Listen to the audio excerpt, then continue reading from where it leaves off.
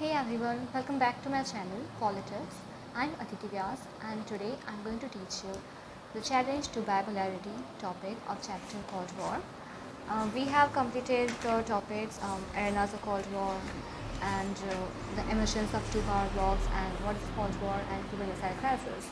So now we are going to study the topic that is challenge to bipolarity. So we have already seen how the World War tended to divide the world into two rival alliances.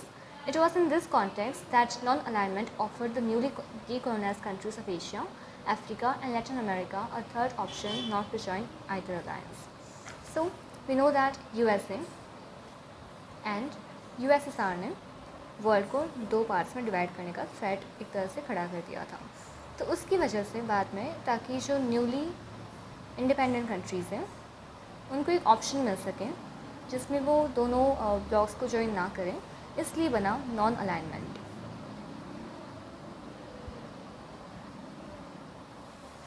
Non-aligned movement. The roots of non-aligned movement went back to the friendship between three leaders. So there were three leaders of, Yugoslavia. His leader was Josip Broz. Again, I'm so sorry for the pronunciations because I am not familiar with these names. Then India's leader, that is, we all know, RPM, Jawaharlal Nehru.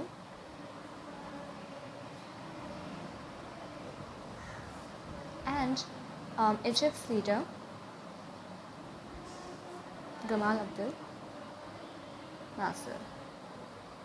So these three were friends and they actually met in 1956. Indonesia's Sukarno and Ghana's Wem Nakamura strongly supported them. So these two joined them later, and these five leaders came to be known as the five founders of NAM. So who are the five founders of NAM?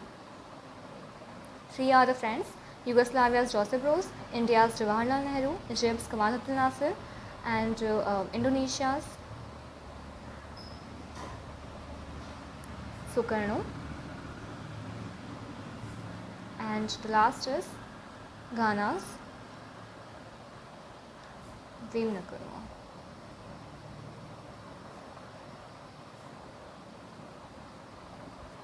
These five leaders came to be known as the five founders of NAM. The first non-aligned summit was held in Belgrade in 1961. So the first meeting, it is to be noted, जो NAM की हुई थी वो 1961 में हुई थी. And this was the culmination of at least three factors. Now, why was NAM created? First of all, the cooperation among these five countries, to have cooperation among these five countries. Growing Cold War tensions and its widening arenas. तो जो Cold War की tensions थी उनको एक तरह से lessen करना, उनको reduce करना. And the dramatic entry of many decolonized African countries into the international areas. By arena, by 1960s, there were 16 new African members in the UN. So जब एशिया की बहुत सारी कंट्रीज़ इंडिपेंडेंट हो रही थी, उसी टाइम पे अफ्रीका की भी कंट्रीज़ इंडिपेंडेंट हो रही थी, साउथ अफ्रीका हो गया जैसे कि. तो इस वजह से जो वहाँ की बहुत सारी कंट्रीज़ इंडिपेंडेंट हुई है, उन लोगों ने बहुत पार्टिसिपेशन दिखाया यूएन के अंदर भी, एंड वो कंट्रीज़ नैम के मेंबर्स भी बने बाद में. That is the thing. The first summit was attended by 25 member states. Over the years, the membership of NAM expanded. The latest meeting, the 18th summit was held in Azerbaijan in 2019. So इसका latest data if you have in your book then you can check that. According to 2019, वहाँ पे 18th summit हुई थी और जिसमें 120 members और 17 observer countries थी. सो हमने देखा स्टार्ट कब हुआ था, 25 कंट्रीज़ थे, 25 मेंबर स्टेट थे, और अब कितने हैं, around 120 members, right. As non-alignment grew into a popular international movement, countries of various different political systems and interests joined it. So the countries now had different interests and different political system, but they also joined it. Now if we see here, Yugoslavia, at that time it had the communist government.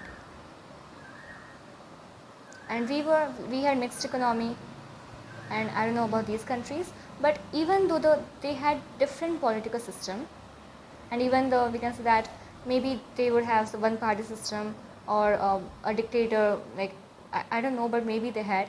So even though they had different political system, they all came together to form non-alignment. This made the movement less homogeneous and also made it more difficult to define in very neat and precise term what did it really stand for.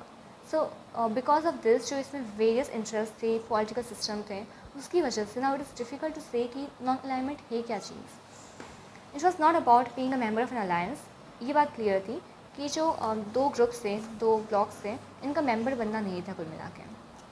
The policy of staying away from alliance should not be considered isolationism or neutrality. अब हमको दो word से रखें, isolationism, isolate होना, और एक neutral होना.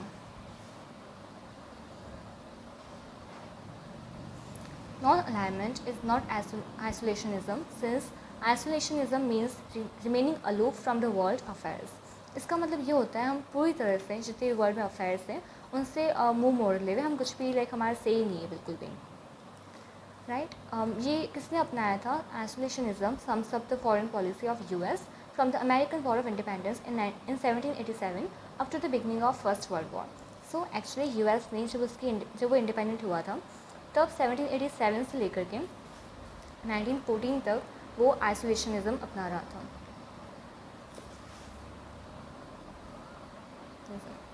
ठीक है, तो अमेरिका ने फॉलो किया था, लेकिन हम नैम इसको फॉलो नहीं करते.